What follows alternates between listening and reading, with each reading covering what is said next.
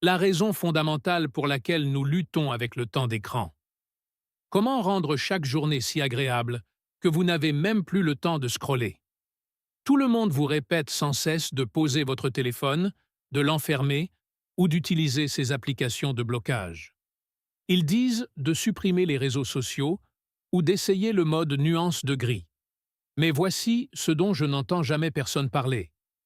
Vous ne voulez pas le poser parce que votre téléphone est véritablement plus intéressant que ce pourquoi vous le posez. Et c'est là le vrai problème, n'est-ce pas? Nous avons traité le défilement compulsif comme s'il s'agissait d'un défaut de caractère, comme si, avec un peu plus de volonté, plus de discipline ou plus de maîtrise de soi, vous alliez magiquement arrêter de tendre la main vers ce petit rectangle lumineux. Mais j'aimerais que vous considériez une chose. Vous ne vous battez pas contre une addiction au téléphone. Vous vous battez contre l'ennui.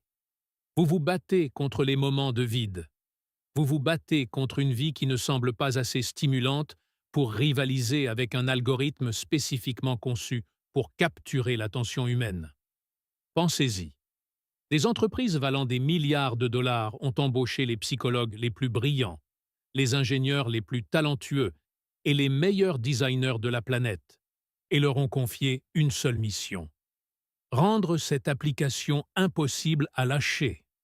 Et vous, vous essayez de battre ça avec de la volonté. Ce n'est pas un combat équitable. Alors, laissez-moi vous proposer une approche différente. Au lieu d'essayer de résister à votre téléphone, et si vous rendiez votre vie réelle plus captivante que votre téléphone, et si vous remplissiez ces moments de vide avec des choses si véritablement intéressantes, que votre téléphone commencerait à sembler être l'option ennuyeuse. Vous n'avez pas un problème de défilement. Vous avez un problème de moments vides. Et c'est en fait une excellente nouvelle, car les moments de vide peuvent être corrigés. Alors, si la volonté n'est pas la réponse, qu'est-ce qu'il est? Cela commence par la façon dont vous vous réveillez. Chapitre 1. Les 90 minutes qui comptent le plus. Voici quelque chose que j'aurais aimé apprendre beaucoup plus tôt. Les 90 premières minutes de votre journée programment essentiellement votre cerveau pour tout ce qui suit. Il existe ce qu'on appelle la réponse de réveil au cortisol. Quand vous vous réveillez, votre cerveau libère une poussée de cortisol. Pas le mauvais cortisol du stress, mais le cortisol de la concentration, de l'alerte, prêt à s'engager. Votre cerveau est littéralement préparé à l'engagement durant ces 90 premières minutes. Et que font la plupart des gens de ce créneau précieux? Ils le cèdent directement à leur téléphone. L'alarme sonne. Avant même que vos pieds ne touchent le sol, vous vérifiez vos notifications, vous défilez à travers le chaos de la nuit, absorbant les pensées des autres, les priorités des autres et les urgences des autres. Au moment où vous commencez réellement votre journée, votre cerveau est déjà dispersé, déjà réactif et déjà entraîné à rechercher une stimulation externe. J'avais l'habitude de dormir avec mon téléphone sur mon oreiller. Littéralement, la première chose que je voyais chaque matin était le drame qui s'était déroulé pendant mon sommeil. Mon cerveau était déjà fragmenté, avant même que j'aie pris une seule respiration consciente. Alors, voici le premier changement. Votre téléphone reste hors de la chambre, ou, au minimum, à l'autre bout de la pièce, là où vous ne pouvez pas l'atteindre depuis le lit. Ensuite, pendant ces 90 premières minutes, vous ne le consultez pas du tout. Au lieu de cela, vous vous exposez à la lumière du soleil dans les 10 premières minutes. Sortez. Tenez-vous près d'une fenêtre. Faites savoir à votre cerveau qu'il fait jour. Hydratez-vous avant la caféine. Buvez un verre d'eau, peut-être avec du citron, si vous voulez vous sentir sophistiqué. Votre corps a jeûné pendant 8 heures. Il a plus besoin d'eau que de café. Et voici une astuce qui fonctionne vraiment. Mettez votre téléphone dans la salle de bain. Utilisez-le comme alarme. Maintenant, vous devez vous lever pour l'éteindre. Et une fois debout, vous feriez mieux de commencer votre matinée, au lieu de vous recoucher sous les couvertures. Mais protéger votre matinée n'est que le contenant. Ce que vous mettez dans ce contenant compte encore plus. Chapitre 2. Les pages du matin, ou l'art de vider son cerveau. Il existe une pratique que les écrivains utilisent depuis des décennies. On l'appelle les pages du matin. Et je sais que le mot journalisation fait décrocher certaines personnes immédiatement. Mais restez avec moi, car il ne s'agit pas vraiment de tenir un journal. Les pages du matin sont simples. Vous vous réveillez, vous prenez un carnet et vous écrivez 3 pages de tout ce qui vous passe par la tête. Un flux de conscience manuscrit. Aucune règle. Il ne s'agit pas de bien écrire. Il ne s'agit pas d'être profond. La moitié de ce que vous écrirez sera sans intérêt. Je suis fatigué. Je ne sais pas quoi écrire. J'ai mal au cou. Qu'est-ce que je devrais manger au petit déjeuner? C'est parfait. C'est le but. Vous videz votre cerveau. Vous effacez le cache mental. Vous déchargez tout le bruit pour que quelque chose de mieux puisse s'installer. Et voici pourquoi c'est important pour le défilement compulsif. La plupart des défilements du matin ne concernent pas vraiment le contenu. C'est une question de stimulation mentale. Votre cerveau se réveille affamé d'informations. Et votre téléphone est la source d'informations la plus rapide et la plus facile disponible. Les pages du matin donnent cette stimulation à votre cerveau. Mais au lieu de consommer les pensées de quelqu'un d'autre, vous traitez les vôtres. Au lieu de nourrir le monstre de la curiosité avec de la malbouffe, vous lui donnez quelque chose de nutritif. Gardez un carnet et un stylo sur votre table de nuit juste avant de consulter quoi que ce soit. 10 à 15 minutes. Ne vous chronométrez pas. Ne jugez pas ce qui sort. Videz simplement. Les pages du matin ne consistent pas à bien écrire. Elles consistent à vider votre cerveau pour que quelque chose de mieux puisse s'y installer. Maintenant, certains entendent 3 pages et pensent absolument pas. Entendu. Alors, laissez-moi vous donner 5 autres options qui prennent encore moins de temps. Chapitre 3. Micro-aventure pour le cerveau en manque d'attention. Votre cerveau a soif de nouveautés. Ce n'est pas un défaut. C'est ainsi que les humains ont évolué pour survivre. Une nouvelle information pouvait signifier de nouvelles sources de nourriture, de nouvelles menaces ou de nouvelles opportunités. Le problème est que votre téléphone a trouvé comment exploiter cette soif. Le défilement infini vous donne des microdoses de nouveautés sans fin. Nouveaux posts, nouvelles vidéos, nouvelles notifications. Le détecteur de nouveautés de votre cerveau devient fou. Mais voici ce que je trouve fascinant. Ce même besoin de nouveauté peut être satisfait par des choses réelles. Des choses qui vous laissent un sentiment de plénitude plutôt que de vide. Des choses qui prennent moins de 10 minutes. Je les appelle des micro-aventures, et alterner entre elles permet de garder chacune d'elles originale. En voici 5 à essayer. Premièrement, le défi de la fiction éclair. Réglez une minuterie sur 10 à 15 minutes et écrivez une histoire complète. Début, milieu, fin. Elle sera probablement horrible. Ce n'est pas le but. La contrainte force la créativité. Essayez de vous baser sur un fragment de conversation entendu hier. Deuxièmement, la chasse aux textures.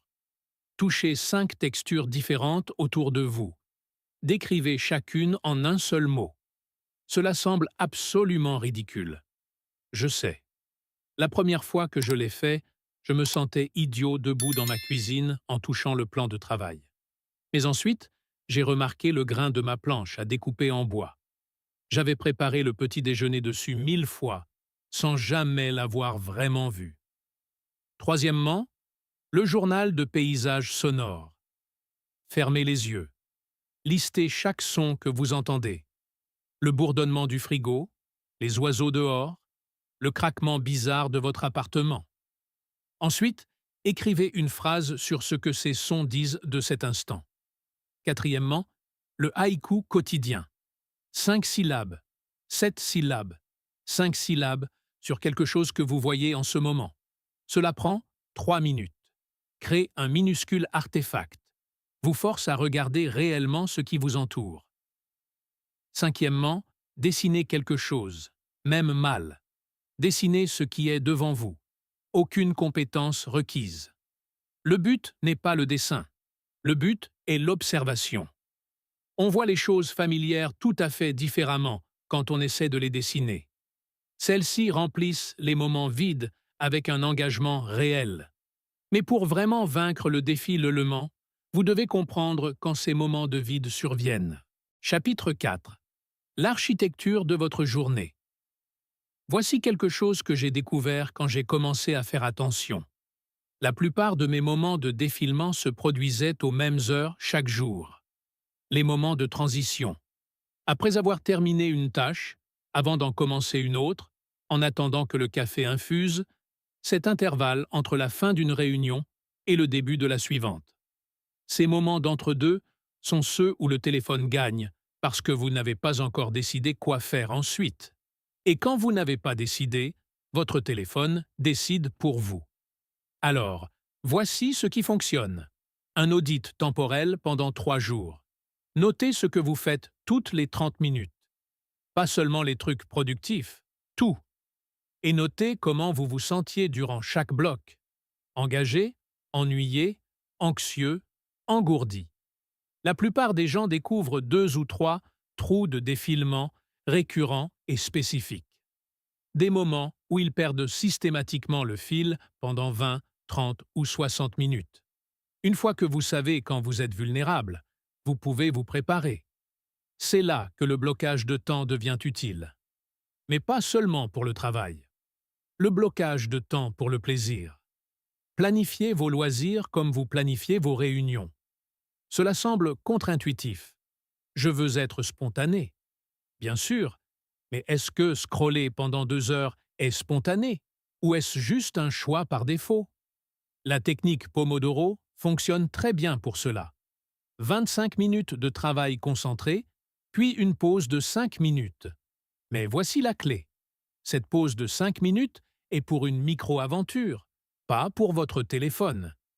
Et essayez de vous limiter à 3 tâches majeures par jour.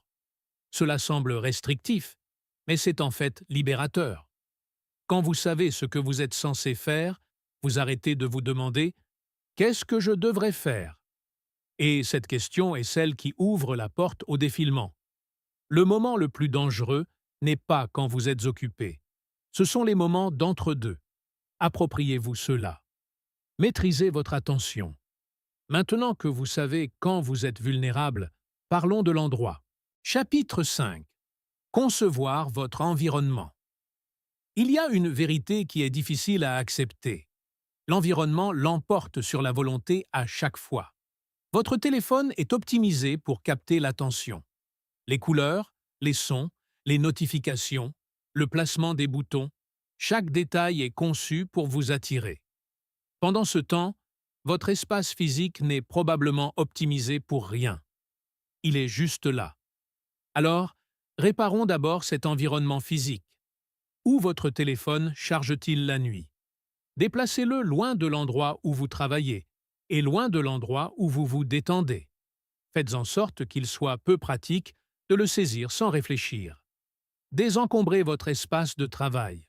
Le désordre crée de la friture mentale. Et quand votre cerveau ressent cette friture, il cherche le téléphone pour ressentir autre chose. Gardez vos outils créatifs visibles. Un carnet sur le bureau, un bloc à croquis près du canapé, ce livre que vous voulez lire à portée de main. Faites des bonnes alternatives, les alternatives faciles. Créez un coin lecture douillet quelque part, un fauteuil, un bon éclairage, une couverture.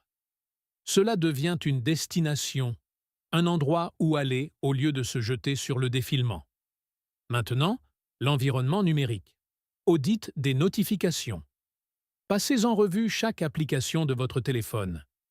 Est-ce que celle-ci a besoin de vous interrompre?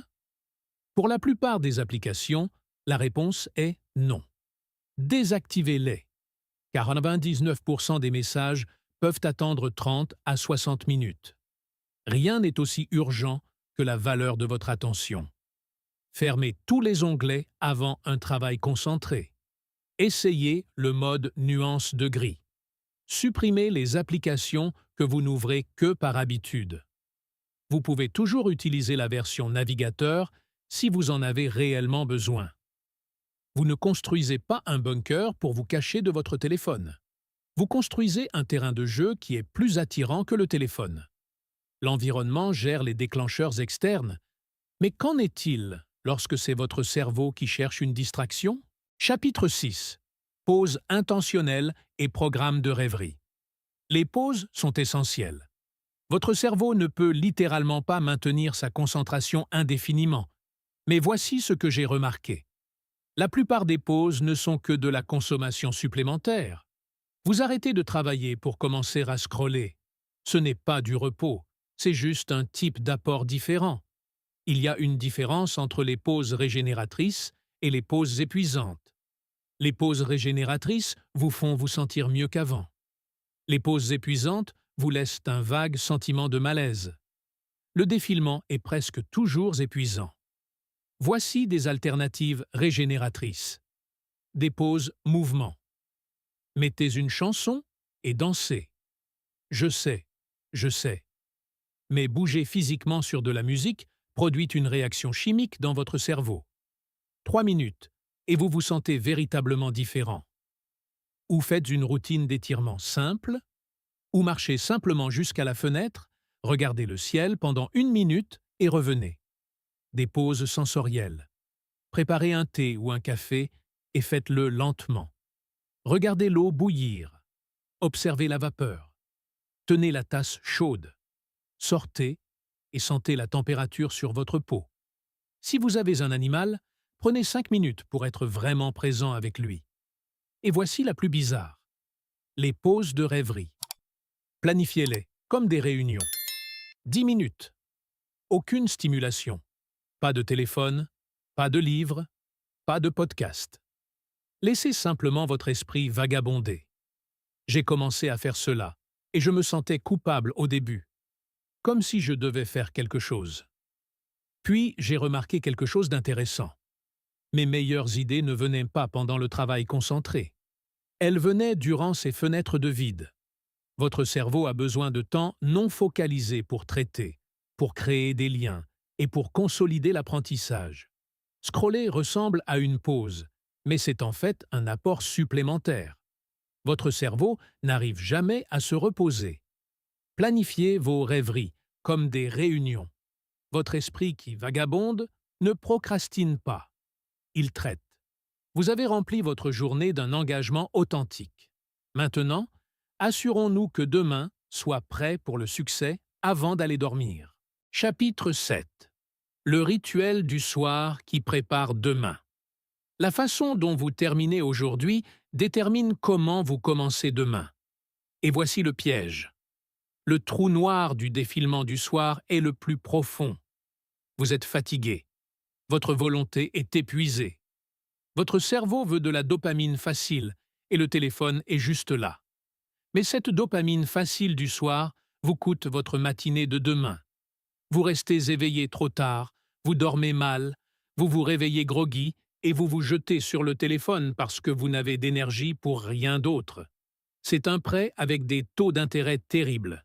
Alors voici une liste de contrôles du soir qui fonctionne vraiment. Premièrement, le déchargement cérébral. 5 minutes. Écrivez vos 3 priorités pour demain. Déchargez toutes les pensées anxieuses persistantes sur papier. Sortez-les de votre tête pour qu'elles ne vous empêchent pas de dormir. Deuxièmement, la préparation physique. 10 minutes. Préparez vos vêtements pour demain. Préparez la cafetière. Préparez votre déjeuner si nécessaire. Mettez vos outils créatifs là où vous les verrez le matin. Vous éliminez la fatigue décisionnelle avant qu'elle ne commence. Troisièmement, le rituel de retour au calme. Cela commence 30 minutes avant le lit. Activez le mode nuit ou un filtre de lumière bleue. Installez-vous dans votre coin, lecture douillet. Le téléphone se branche hors de la chambre. 7 à 9 heures de sommeil, c'est non négociable. Votre moi du soir prépare soit un cadeau pour votre moi du matin, soit un piège. À vous de choisir. Les pratiques quotidiennes sont puissantes, mais il y a un rituel hebdomadaire qui lie le tout. 9. Chapitre 8. L'audit hebdomadaire du plaisir. Ce qui est mesuré est géré, et cela inclut le plaisir. Une fois par semaine, prenez 15 minutes et répondez à 5 questions. 1. Quels ont été les 3 moments les plus mémorables de cette semaine? Si vous ne pouvez pas en trouver 3, cela vous indique quelque chose. 2. Quand ai-je scrollé sans réfléchir et qu'est-ce que j'évitais réellement? Il y a généralement un schéma. 3. Quelles micro-aventures ont fonctionné cette semaine et lesquelles semblent forcées? Ajustez en conséquence. 4. De quoi est-ce que je veux plus la semaine prochaine? Plus de pages du matin? Plus de promenades? Plus de temps créatif? 5. Quelle nouvelle chose vais-je essayer? Continuez à alterner. Continuez à explorer. Et voici quelque chose qui a radicalement changé mes semaines. Des mini-projets hebdomadaires. Une petite production créative finie par semaine. Un dessin terminé. Une nouvelle que vous achevez vraiment. Une recette que vous essayez pour la première fois. Un espace que vous réorganisez. Cela complète le cycle effort-satisfaction. Vous apportez quelque chose au monde. Vous avez la preuve que vous créez et que vous ne faites pas que consommer. Ce sentiment l'emporte sur le défilement à chaque fois. Si vous pouvez protéger vos après-midi de vendredi, pas de réunion, pas d'obligation, cela devient votre tampon de rattrapage et de création. Ceux qui essaient cela régulièrement disent que cela change la vie. Maintenant, prenons du recul, car il ne s'agit pas vraiment de tactique. Il s'agit de qui vous devenez. Chapitre 9. Devenir la personne qui n'a pas besoin de scroller. Voici quelque chose d'important. Les habitudes s'installent quand elles deviennent une identité. Tant que vous vous voyez comme quelqu'un qui essaie de moins scroller, vous êtes encore en train de lutter. Il y a une résistance intégrée à cette identité. Vous vous forcez contre quelque chose que vous avez réellement envie de faire. Mais quand l'identité change, quand vous devenez quelqu'un avec une vie trop intéressante pour être passé à scroller, tout semble différent. Chaque fois que vous choisissez une micro-aventure plutôt que votre téléphone, vous déposez un vote. Chaque page du matin, chaque chasse aux textures et chaque rêverie planifiée est un vote. Et finalement, les votes s'accumulent pour former une identité. Pensez à l'effet cumulé. Une page du matin, ce n'est rien. Un haïku, c'est insignifiant. Une chasse aux textures, ça semble idiot. Mais 30 jours de pages du matin, ce sont 90 pages d'espace mental libéré. 30 haïkus sur votre vie réelle. 150 textures que vous n'aviez jamais remarquées auparavant. Vous êtes une personne différente après cela. Non pas parce qu'une seule chose a été transformatrice, mais parce que l'accumulation l'est. Je scrolle encore parfois. Je ne suis pas un robot. La différence est que maintenant, je le remarque. Et la plupart du temps, j'ai quelque chose de mieux à faire, non pas parce que je me suis forcé, mais parce que c'est le cas. Vous n'évitez pas votre téléphone. Vous choisissez quelque chose de mieux. Ce n'est pas une restriction. C'est la liberté. Chapitre 10. Votre première semaine, un démarrage rapide et pratique. Ne mettez pas tout en œuvre d'un coup. C'est comme ça que l'on s'épuise dès le mercredi et que l'on abandonne complètement. Voici votre première semaine. Choisissez une seule chose dans la section du matin. Soit garder votre téléphone hors de la chambre, soit vous exposer au soleil dans les 10 premières minutes, soit faire un déchargement cérébral de 5 minutes avant de consulter quoi que ce soit. Juste une seule chose. Choisissez une micro-aventure à essayer. Le haïku quotidien est le plus facile, 3 minutes, ou la chasse aux textures si vous voulez quelque chose de plus physique. Choisissez une pratique du soir. Le déchargement cérébral fonctionne très bien.